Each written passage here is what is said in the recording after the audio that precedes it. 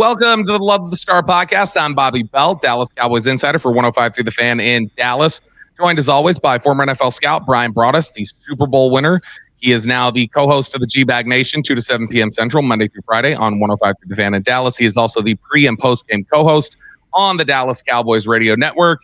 And he sounds, at least from our discussion pre-show, it sounds like he's much healthier than I am, as my voice is starting to slip on me.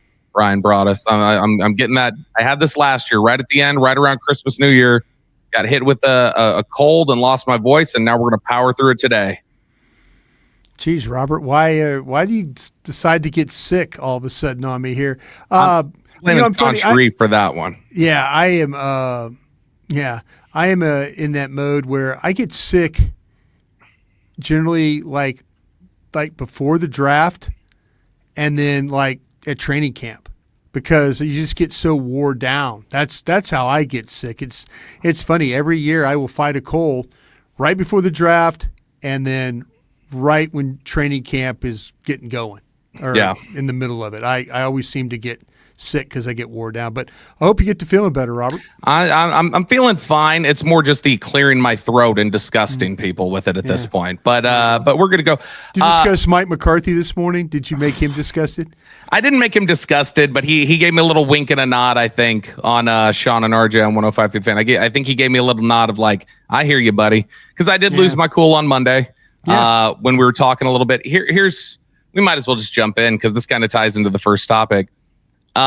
Here's the issue I had and where I kind of lost my cool the other day. I don't know, and I said this to you in the post-game show the other night, I don't know how we can claim injuries as the reason for this season falling short when you started playing better when you were your most hurt. Yeah. Like you were losing games when you were at your most healthy. That's what I can't follow that logic. And so I snapped a little bit when everybody started trying to tell me, oh, it's the injuries. It's like, well, not really. Like, I mean, why are you winning now then when you have all the injuries and when you were pretty much healthy, you had a guy or two missing. That's when you were getting run over. It's low hanging fruit. I mean, Stephen Jones, even, this afternoon, I'm going to have a chance to talk to Stephen Jones, and we do on the station, twice a week. Stephen Jones has said, hey, world's smallest violin. That's one of his famous lines, Nobody feels sorry for you because of the injuries and things like that. I'll say this about Mike McCarthy. I think Mike McCarthy, there's a reasonable tip of the cap to him for his team's getting ready on short weeks, short rest. There's a tip of the cap. He's figured something out there. He's also kind of figured out something about playing with a backup quarterback. Just behind Kyle Shanahan, nobody has more wins from a backup quarterback than this guy. So he's kind of figured out some things that way. Is he a difference maker? Absolutely not. And I think that's where, I will say this though too. And I say not a difference maker, but I think there's only been one game this year, because a lot of these games they've been blown out in, or they just, but I can only think of one game where he was the reason why they lost this game. I think Cincinnati was that game. Am I right? Cincinnati's up there. Obviously, O'Rewarrior is a big part of that too. Sure. His gaffe, but if you're talking about sideline, nuts and bolts, getting it through a game, he hadn't been in a lot of games where it's been on the line. They've been out of the playoffs ever since Dak got hurt in Atlanta. If you find a way to win the Cincinnati game, maybe you're still hanging in there and doing some stuff, but still, I kind of feel like that. McCarthy gets you good on a short week. I think there's things that he's capable. The team likes him that way. The players respond to him that way.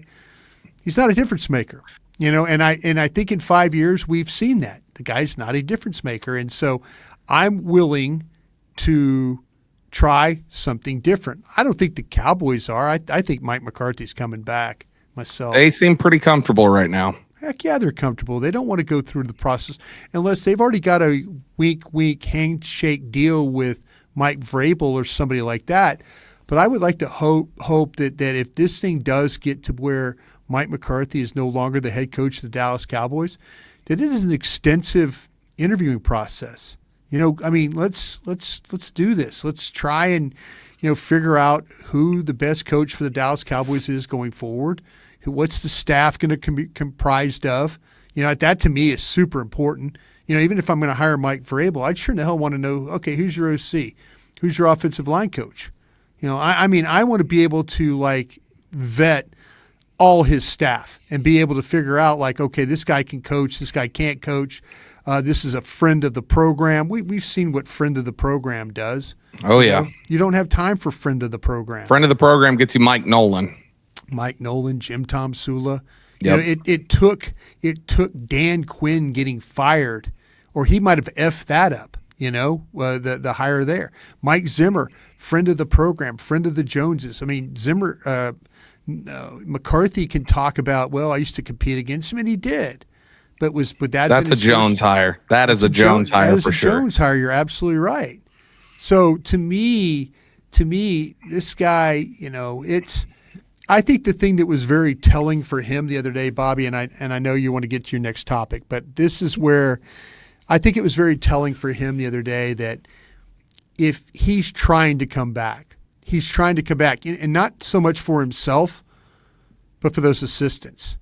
I think he's generally worried about his assistants and what might happen to them. Mike McCarthy's got money put away in the bank. A lot of these assistants don't. I mean, they make a really damn good living, but all of a sudden your $300,000, $400,000 a year job is no longer there, and now you're into a market where there's only 32 of these things, and then there's only maybe 6 that come open. So your likelihood of finding a job of doing this is, in the pros is can be very slim.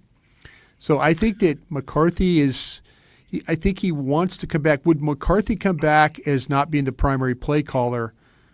I think that's a question I would ask him. I think you're dead on. I think that's an important question that needs to be answered for sure. Yeah. I'm curious for you when you talk about McCarthy having an interest in his assistant coaches, whether it be because, hey, I don't want them to lose their jobs, which I'm sure is something he's worried about. Yeah, he is.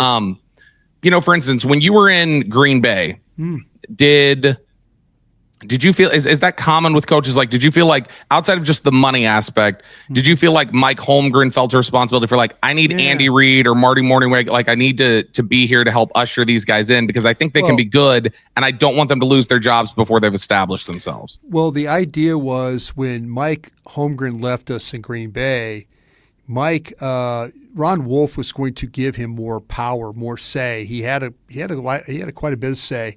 But Ron was like, listen, I'll help you. I'll teach you. I'll teach you how to be a general manager. And Mike's like, no, I'm ready.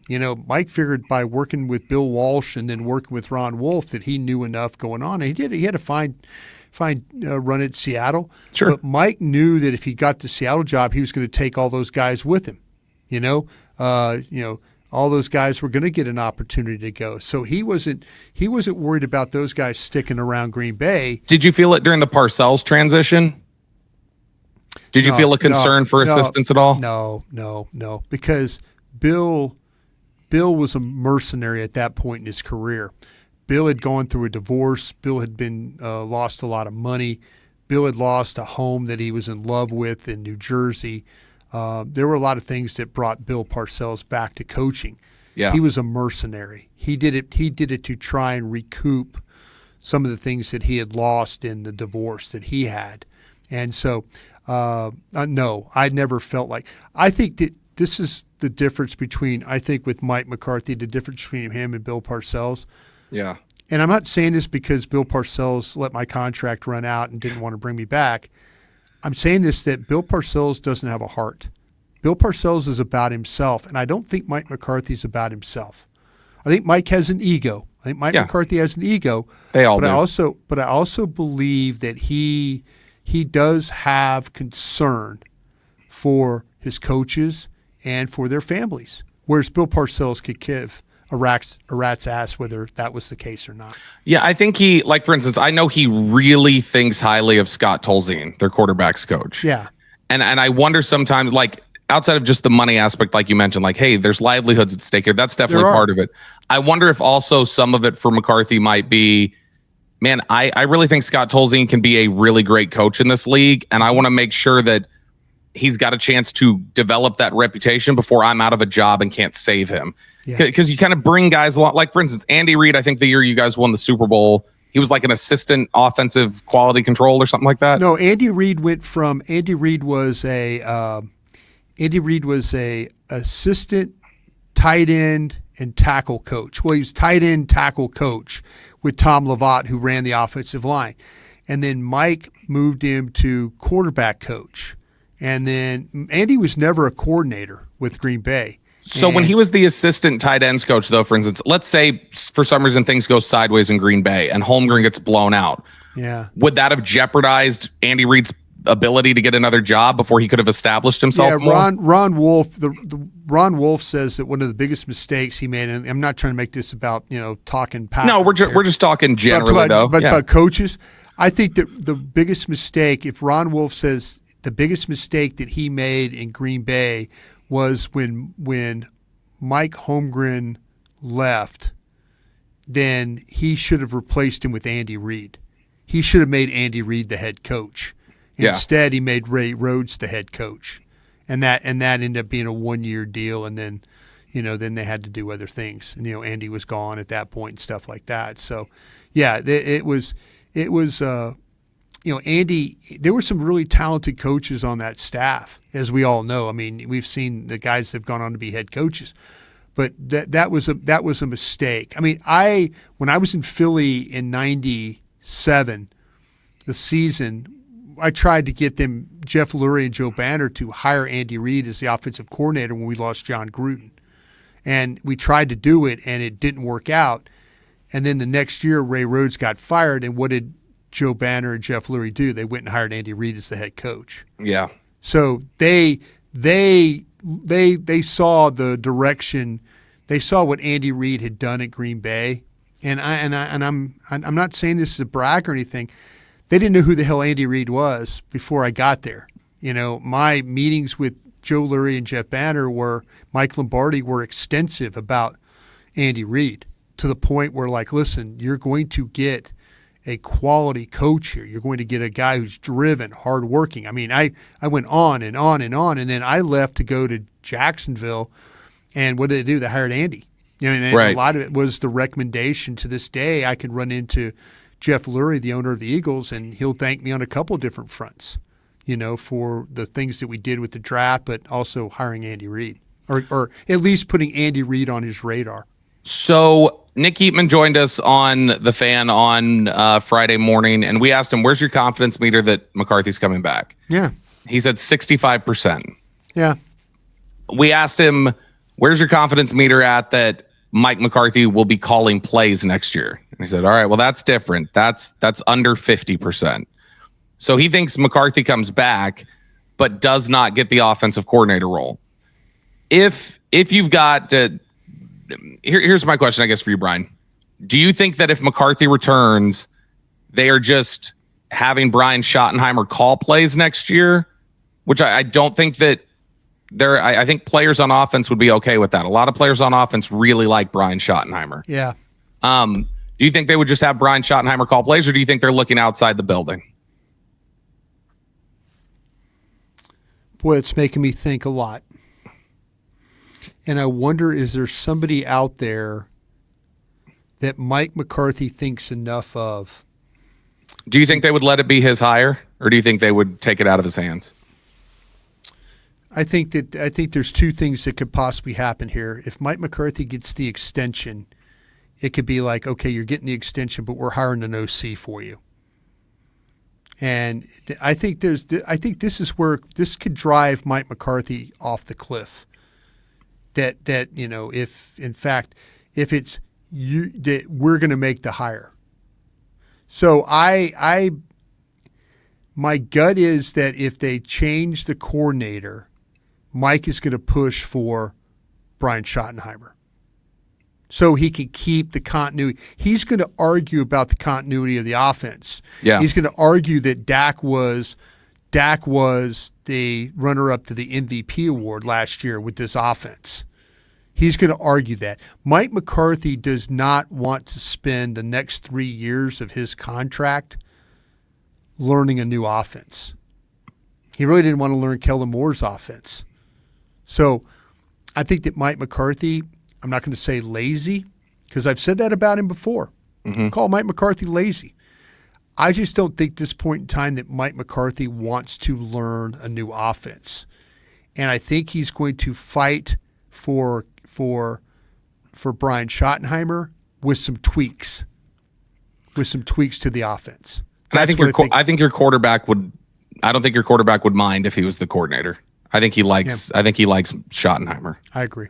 So it matters. All right, let's take a quick moment to remind you guys that you are listening to the Love the Star podcast. The Love the Star is an Odyssey podcast. You can find it on the Odyssey app or wherever you get your podcasts. All right, Brian, I'm curious. We've seen the success that the Cowboys have had in the second half here, specifically the last 5 or 6 weeks. And they've got the Eagles coming up this weekend, flex to the noon spot. Looks like Jalen Hurts will miss this game. We already know CeeDee Lamb will miss this game as CeeDee Lamb's been shut down for the season. But when you see the way that things have improved, let's just talk about talent. Is Dak Prescott more talented than Cooper Rush? Yes. Is Zach Martin more talented than Brock Hoffman? Yes. Is Tyler Guyton more talented than Chuma Edoga? Yes. And you go down the list. Is Carl Lawson or is Micah Parsons more talented than Carl Lawson? You can just kind of go down the list a little bit and take a look at all these areas where when those talented players and a lot of those players, heavy investments, and you can even throw in when Luke Schoonmaker comes in for Jake Ferguson. When you've got talented players, your biggest investments, and you're falling short and you're playing poorly. Yeah. And then when you change things up and you go, wow, we've got these lesser players, quote unquote, and we're a better team. Mm-hmm. We're playing better. Mm-hmm. Is that something where the Cowboys maybe have to reflect? And maybe this is a question of, is this a player issue, a coach issue, or a front office issue? But do the Cowboys have to reflect and say, maybe we're good at identifying talent, but something's broken in the way we build a roster or build a team? It's the old Scott Pioli line of, it's not the best 53 players, it's the right 53 players. Yeah. And that was something that guided them. Do you think there's a case to be made that says Dallas has gotten really good at identifying who are good football players, but they don't have a clear vision of what that's supposed to be in terms of a 53-man unit? Boy, you're making me think today. And I'll say this, and I think I've discussed this with you real quick. I just want to make sure I get this point out. Yeah. I think you have a lot of guys, the Brock Hoffmans, the Rico Dowdles, the Chuma Dogas, the guys like that, the Nick Vigils. Yeah, TJ Bass. TJ Bass. I think you have a lot of guys who are young or veteran players that are playing for their next gigs. Yeah. And I think you have, because Amber Garcia asked this question of me today, is this team chemistry good? Right. Is this team's chemistry good, or is their willingness to compete good? Which is you think it is? Is it there? Is it together? I think you have a bunch of guys that are playing really, really hard for their future. Yeah. I think a lot of guys, I think as you mentioned, I think the Brock Hoffmans, I think the Carl Lawson, guys who are expiring. Yeah. There are a lot of guys. I think Oso Digizua is playing for his next contract. And he's been fantastic. Yeah. Chauncey Golston, next contract. Brandon Cooks, next contract. Not that they're playing extremely hard because they're running out of opportunities. And I don't know, I'm not going to sit there and say, wow, they're playing hard for Mike McCarthy. I think these guys are playing, and this sounds really unfair because, I think there's a lot of pride with this group. Yeah. I think there's a lot of, but they know they're running out of games and they're running out of opportunities. Jordan Lewis right now is playing like a top flight nickel corner in this league. Oh yeah, he's had a Pro Bowl season. He's been fantastic. I mean, he is playing the whole entire season. He signed up for 17 weeks. He's giving you 17 weeks. So to your question, I think they're really good at identifying players. I think they're good at really identifying guys that have a lot of pride, and it's important to them, and especially the guys who are now they've had some times where they've signed Don Terry Pose and guys like that. Yeah, 2020 was a bad offseason. They've had some bad off seasons, but I think you have to give Alex Loomis and John I'm sorry, John Math, who was with the Henry Schroka. I think you have to give these guys some credit. With what they've done. With the pro department, because they 100% got some guys that have played really, really well, and they finally now. I think you have to give them a little credit coaching wise for the development or making players like Golston play better. Osadigizwa play better. The Dan Quinn regime got him to play at a certain level, but not like how they're playing right now. And Zimmer's obviously a secondary guy by trade, but I know he's got a history of good defensive line play too. But do you think this is a case where we might say, man, Jeff Scania might be your assistant coach of the year, the way he's gotten more consistent play out of Mozzie Smith? He's brought Osa and Chauncey to a new level. He's gotten something out of Carl Lawson. Jeff Scania, I don't know that we've talked enough about him. He's had, at least results-wise with his unit, he's had a fantastic year. No, absolutely. In training camp, it looked like, whoa, because they were running those guys in there, every day it seemed like there was a new group of guys. I'll say Al Harris has done a good job with the secondary. How many different cornerbacks have they had to play with? I think it's 7 is the number. Patchwork, right? Yeah. I mean, it's not been – but I'll also say this, though, Bobby. Mike Zimmer and this defensive room was not connected coming out of camp. It wasn't connected. Yeah. It wasn't on the same page. There were some embarrassing losses. Coaches didn't get coached up fast enough. Players didn't buy in fast enough. It seemed like there were a bunch of guys looking at each other when they gave up a bunch of yards against the Saints, and we're looking at each other like, well, damn, Quinn wouldn't have done this. We wouldn't have, Quinn, Dan wouldn't have let this happen. Man, Dan, bunch of players, and then Baltimore. You had some games where you lost and you looked bad doing it. But then there became the buy-in, then there became well, wait a minute, maybe Zim is going to help us here, But the coaches didn't coach fast enough or get it taught fast enough, and the players didn't buy in because they were still feeling sorry that they lost Dan Quinn. They probably felt a little bitter that the guy who they're all probably looking at like, well, damn, we got Dan Quinn this job, and now he goes off and leaves us. Yeah. And they don't know. They're having to learn a whole new scheme. So early in the season, defensive coaches weren't good enough. They just weren't. It took some time, yeah. And the players weren't good enough. And offensively, they offensively, even with all the guys healthy, and they weren't good enough on offense. They just weren't. And whether it's the problems with Mike Solari or whoever, but they weren't good enough. So you're in the situation you are right now. I think the one thing that is on this football team that has improved is 2 things. Mike McCarthy turned into a willingness to try and run the football more because he realized it was helping his guys. Yep. And the second thing is the buy-in with Mike Zimmer, and he's gotten guys to play well over their heads. Not just that, I think the bye-week self-scouting and reflection that Zimmer did, where Zimmer definitely changed some things.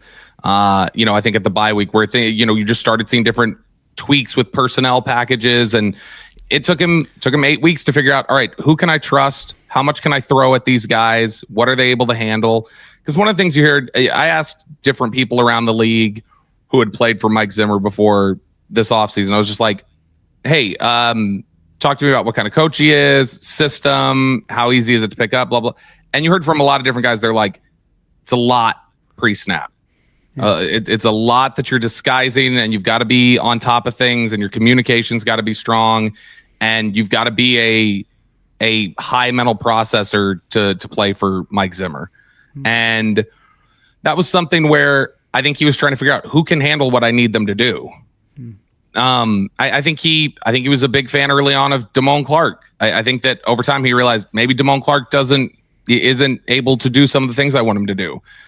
Maybe they realized over time, and I know he got hurt, but maybe they realized over time, Kalen Carson not ready right now to do some of the stuff we need him to do. No, you're absolutely right. When they started yanking Carson, Booth, those guys off the field, Clark, they started yanking those guys off the field. I knew this was going to be probably a different defense because they were going to play guys. They figured out who they could play and trust, like you just said, and who couldn't. Yeah, and I think one of the things they've learned, and they knew this in the pre-draft process, but I think one of the things they learned is, man, we can trust Maris Leofau with a lot. We can put the dot on Leofau. We can put the dot on Leofau's helmet. We trust him with communications. So that learning process, that's why ultimately I know the defense was really bad the first half of the season. Yeah. Ultimately, I give Mike Zimmer a passing grade on this year because I think there's got to be some wiggle room for Micah Parsons talked about it, where he's like, you guys got to give us some credit for improvement, like because it's a brand new thing that we're tackling here. And I will say he gets a lot of credit for Micah Parsons' perspective on how to play defense and play within a scheme is completely different since Zimmer got here. Zimmer's been able to adjust his perspective. I think that's all a really strong positive. And Mike McCarthy has found aspects that I think they're able to take advantage of. I'll say this is you mentioned earlier playing with a backup quarterback. In his last 17 games with a backup quarterback, Mike McCarthy's 12-5. Yeah. Which is a really impressive thing. Yeah. But does that mean if he returns, is the top thing they have to identify this offseason the idea of, okay, we know you got that of us. Why do we play below our ceiling when everybody's in there? Not just this year, other years. Why do we get handled by Green Bay? Why do we have the issue of we can't match up with San Francisco for a couple of years? Why is that a problem when we've got the talent, but when we feel talent deficient, we've got this scrappy group that works together as a unit? And I think that's something that they're going to have to identify and figure out. That may be line item one for me this offseason. I know what I know what line item is. I know number one is. We just talked about it a minute ago. Guys are playing for their next deals. Mm-hmm. That's to me, Bobby. That's what it's come down to. It's come down to Brock Hoffman and to Lewis and to Osa and to Golston and even Turpin is restricted. You were going to have some guys that are going to. I think there's 26, 27 of these guys that are going to be up to go somewhere else. And when the season's over, when the season looks like you're not going to get it done, you're not going to go to the playoffs and all that, you turn into survival mode. And once Dak Prescott went out, they turned into survival mode, those guys. And they defensively, they're like, listen, maybe Zim's got our best interest in heart. Maybe McCarthy, maybe he'll run the ball a little more this week. I just think that, to me, this team, they played for each other to try and win games, but they played to try and make sure that their next spot was going to be the one that was going to supplement their bank account the most. I don't think it's a bad perspective at all. I think there's a lot of pride with this group. I think there's a lot. I think guys, when you have guys that are not established, they're going to play hard, but don't get playing hard for themselves and Mike McCarthy confused. Don't get that confused. I will say I hope the front office doesn't get that confused. Yeah, and I don't. Even if I don't think it's necessarily like, oh, this is actively we're only playing hard for him. I think that's a mis evaluation. Yeah, I will say I think that most of the players like him, I don't think they want to see him. I don't think they want to see him out of a job. Even if they recognize maybe it's time, and some of them may think that, others may not. But even if they recognize, hey, it's time for a change, I don't think just in a vacuum they would say, do you want Mike McCarthy to be unemployed without a job? And I think most of them would go, no, like I like Mike. Mike's been good to me. Mike's taking care of my health. And so I think that both of those things can be true, that they've got a positive feeling towards him. But also, at the end of the day, this is more about, hey, I'm trying to get my job. I'm hungry and I'm trying to attack this and get my opportunity. Real quickly, before we go to the Love the Star mailbag, this game is going to be an interesting one because Nick Eatman again suggested. Do you have a better quarterback? Yeah, you do with Pickett in there. If Pickett's the guy, which it sounds like it is. I think it's going to be the guy, yeah. So it's Pickett. Now here's the thing is that Nick Eatman brought up, he thinks over these last 2 games, you're going to start seeing more guys like CD rest. And to Nick's point, he's like, are you resting guys in the final 2 games if Mike McCarthy's job is on the line? Like that sounds like some sort of decision has been made because you're not letting him coach like you normally would. But I thought that was an interesting perspective. But you're going to see some guys who this will be different. You'll see some guys getting opportunities that normally wouldn't. You'll see some rest. There's obviously some injury situations. But overall, just really quickly, your expectation for this game. Obviously, one of the big things going on, Saquon Barkley pursuing Eric Dickerson's rushing record. But overall, your just thoughts on this game really quickly. Yeah, they're gonna try and get him as close to that number as they can. And does that mean the last time Dallas really got gashed in the running game? I mean, Tampa could have ran the ball if they would have been able to stay within, striking distance, and it didn't get that way until the end. But the last time Dallas really got gashed in the running game was against Philadelphia, and that happened to be because of Jalen Hurts. It wasn't because of Saquon Barkley. But I have a feeling that Kellen Moore is going to try and get Saquon Barkley. With Kenny Pickett playing quarterback, he is going to try and get Saquon Barkley as close as he can to 250 yards. And I'm not saying he's going to be able to get it in this game, but he's going to try and get Saquon Barkley 180 yards in this game. I agree. Make it a – now, Dallas has played a lot more 12 personnel. Dallas has gotten a lot better at 12 personnel. Schoonmaker, Ferguson, Spanford. Dallas needs to go into 12 personnel mode and try and run the ball themselves, because it's going to be very, very difficult to throw the ball on these guys. It's going to be hard. Their secondary is outstanding. Their 3 corners. I would force when Philadelphia wants to play nickel. That's when they're at their absolute best. They give you like 4.7 yards of play on when they play nickel. So what I try and do is I would try and make them get out of that nickel and go to some 12 personnel stuff and take advantage of that if you can.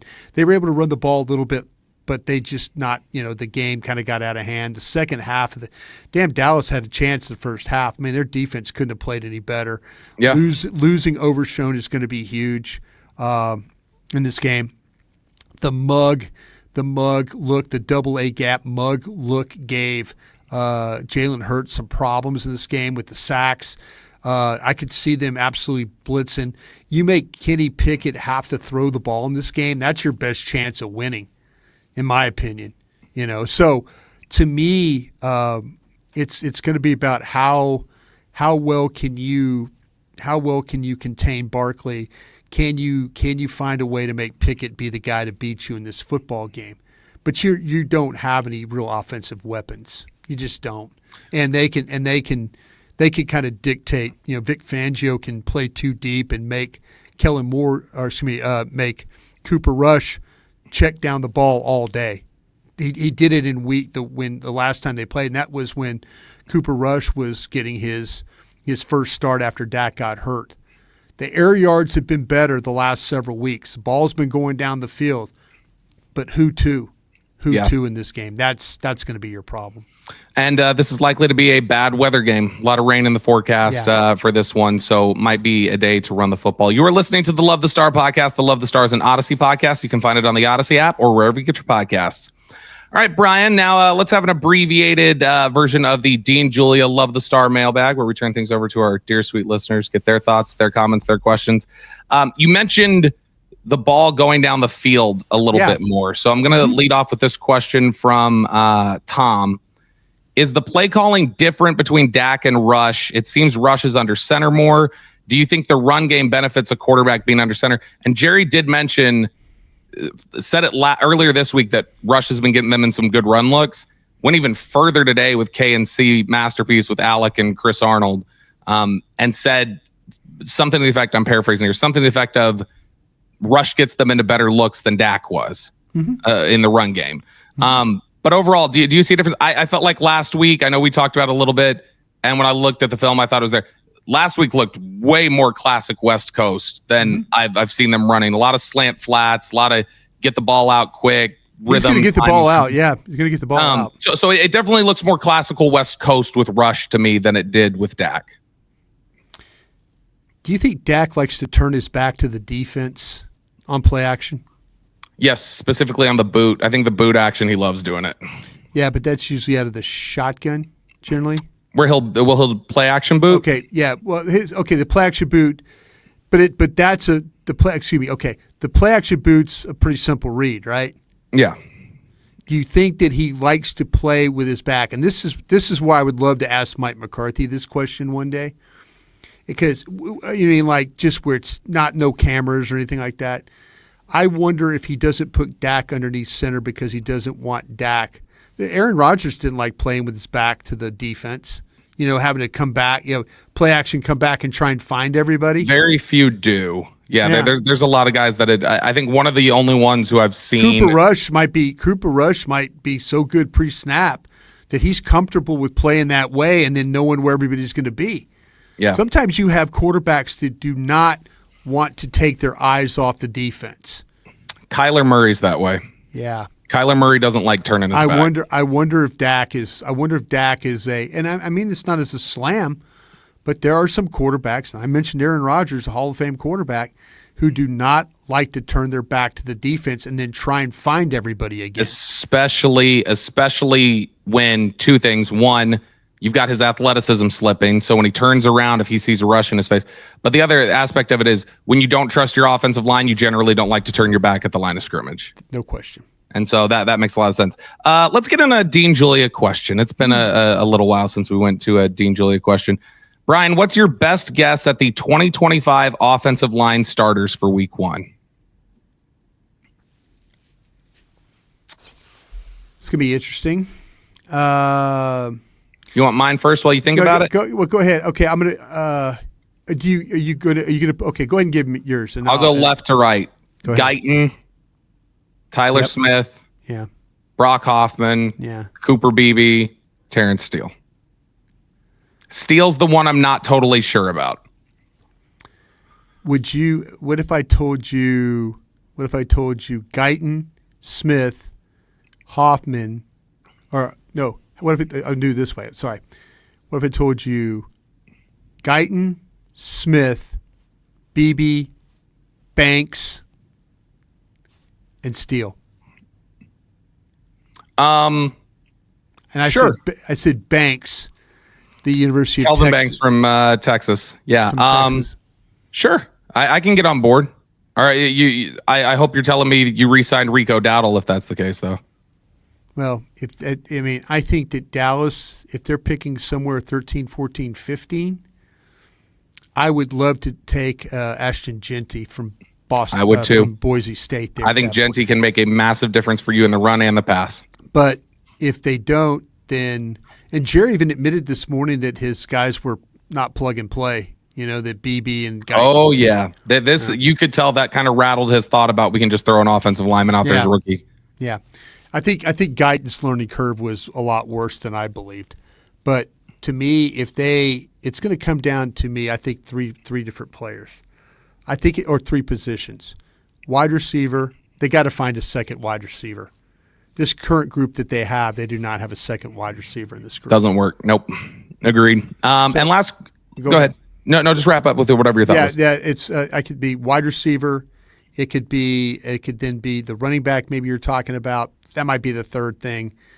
But then defensive lineman, probably a tackle at that point in time. Wide receiver, tackle, running back. How about that? Last one here from Brandon Dubois. And I assume that's how it says, not Du Bois.